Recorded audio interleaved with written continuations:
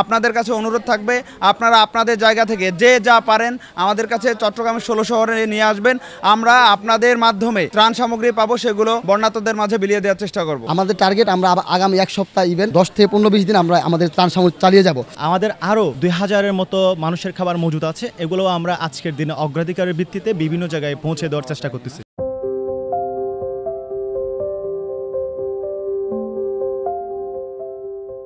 দেশের বিভিন্ন জেলায় বন্যার্ত মানুষকে সহযোগিতা করার জন্য গণত্রাণ সংগ্রহ করছে বৈষম্য বিরোধী ছাত্র আন্দোলন। ব্যাপক সাড়া পড়েছে এই কর্মসূচিতে। বিভিন্ন পর্যায়ের মানুষ নিজেদের সামর্থ্য অনুযায়ী ত্রাণ ও নগদ অর্থ তুলে দিচ্ছেন আন্দোলনের প্রতিনিধিদের হাতে। আজ শনিবার সকালে চট্টগ্রাম নগরীর 16 শহরে সরেজমিনে দেখা গেছে স্বেচ্ছাসেবক হিসেবে একদল শিক্ষার্থী দিনরাত এক করে কাজ করে যাচ্ছে। চট্টগ্রাম থেকে আমাদের অনেক ত্রাণ এখানে আসতেছে চলমান। কালকে আমরা প্রায় 1000 জনের জন্য একটা খাবার বা আমার ত্রাণ সামগ্রী ইভেন আমরা 14 জনের একটা শক্তিশালী রেস্কিউ টিম আমরা এখানে পাঠাই। আমাদের টার্গেট আমরা আগামী এক সপ্তাহ ইভেন 10 থেকে 15-20 দিন আমরা আমাদের ত্রাণ সামগ্রী চালিয়ে যাব। এটা হচ্ছে আপনার 16 শহর স্টেশন 2 নম্বর গেট।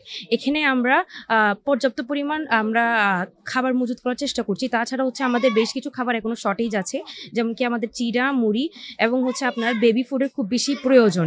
বৈষম্য বিরোধী ছাত্র আন্দোলনের এই উদ্যোগে গণত্রাণ কর্মসূচিতে সামিল হতে বিভিন্ন পর্যায়ের মানুষ তাদের সাধ্যমতো চাল, ডাল, চিড়া, মুড়ি, বিস্কুট ও বিশুদ্ধ খাবার, পানি সহ নানা পদের শুকনা খাবার দিয়ে যাচ্ছেন। অনেকে নগদ অর্থ দিচ্ছেন। কেউ কেউ বন্যার্তদের জন্য খাবার, জামা কাপড় ও প্রয়োজনীয় সামগ্রীও নিয়ে এসেছেন। স্বেচ্ছাসেবকেরা সেগুলো 16 শহর স্টেশন সংলগ্ন অভ্যন্তরীণ কক্ষে জমা করছেন। গতকাল থেকে এ পর্যন্ত 5000+ পরিবারের জন্য আমাদের শুকনো খাবার সামগ্রী গিয়েছে।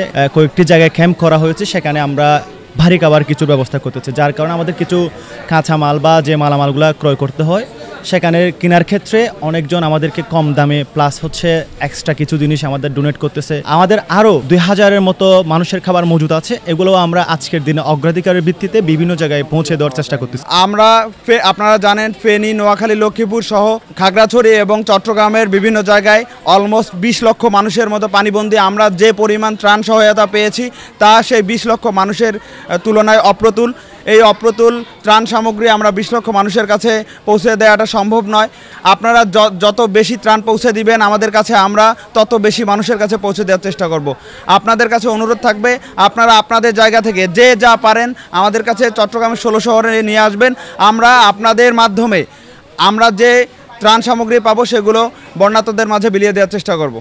গতকাল সারাদিনও এভাবে ত্রাণ সংগ্রহ কার্যক্রম অব্যাহত রেখেছিলেন তারা।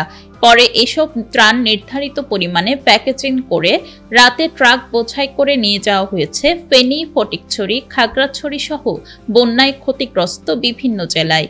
প্রতিনিধি দল সবার সঙ্গে সমন্বয় করে বন্যা কবলিত মানুষের জন্য রেস্কিউ অপারেশন ও ত্রাণ বিতরণ কার্যক্রম অব্যাহত থাকবে বলে জানান তারা।